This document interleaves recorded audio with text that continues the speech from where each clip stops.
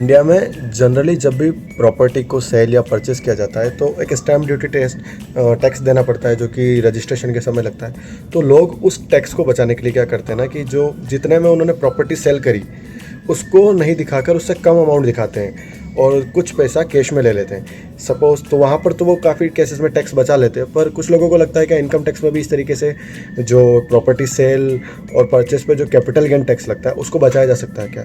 तो ये सब लोगों को पता है कि इस तरीके से टैक्स बचाने की कोशिश की जाती है।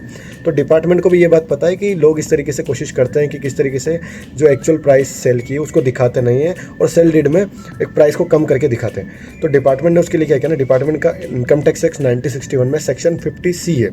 उसमें क्या होता है ना कि जैसे मान लो कोई किसी ने सेल प्रॉपर्टी परचेस की थी 60 लाख में, कुछ साल बाद उसने उसको 80 लाख में सामने वाले को बेचने का डिपार्टमेंट को बताया कि हमने इसको 80 लाख में सेल करी, पर एक्चुअल में उसने क्या किया ना, जो उसकी वैल्यू है 1 करोड़, तो उसने 1 करोड़ में बेची, पर उसने शो किया कि मैंने 80 लाख में बेची है।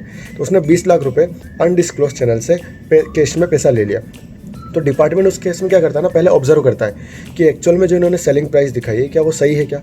अगर वो प्रॉपर्टी कोई डिस्प्यूटेड है तो उस केस में वैल्यूएशन ऑफिसर चेक करता है। अगर नहीं है तो उस केस में ये होता है कि जो आपने प्राइस दिखाई है सेल प्राइस और जो सर्कल रेट है, जिसका मतलब है फेयर मार्केट वैल्यू, मान लो आपकी जो प्रॉपर्टी आपने सेल करी है उसकी मार्केट वैल्यू 1 करोड़ है, पर आपने 80 लाख में बेच दी, तो डिपार्टमेंट उसमें चेक करता है कि 80 लाख और 1 करोड़ के बीच का जो डिफरेंस है वो 10% के अंदर होना चाहिए।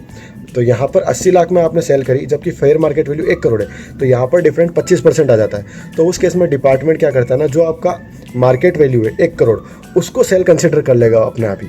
मतलब अपने आप आपने अगर दिखाया सेल रेट में 80 लाख है, पर डिपार्टमेंट सर्कल रेट के अकॉर्डिंग उसको 1 करोड़ कंसिडर करेगा। अब उस पर टैक्स कैसे लगता है, तो मान लो आपने वो प्रॉपर्टी कुछ सालों पहले 60 लाख में खरीदी थी, अभी आपने क्या किया 80 लाख शो किए, मतलब 80 लाख में बेची तो 20 लाख का प्रॉफिट हुआ, तो आपने 20 लाख के अकॉर्डिंग टैक्स फील किया। पर डिपार्टमेंट बाद में क्या करेगा ना कि 1 करोड़ कंसिडर करेगा उसकी सेलिंग प्राइस, फिर 60 लाख कॉस्ट प्राइस हो गई और 1 करोड़ आपकी सेलिंग प्राइस हो गई, तो 40 लाख पर कैपिटल गेन टैक्स लगेगा। तो इस तरीके से लोग काफ़ी कोशिश करते हैं कि डिपार्टमेंट से किस तरीके से टैक्स से बच जाए, पर डिपार्टमेंट इस बारे में पहले से ही वेल अवेयर होता है कि इस टाइप के केसेस आते हैं डिपार्टमेंट में। Thank you.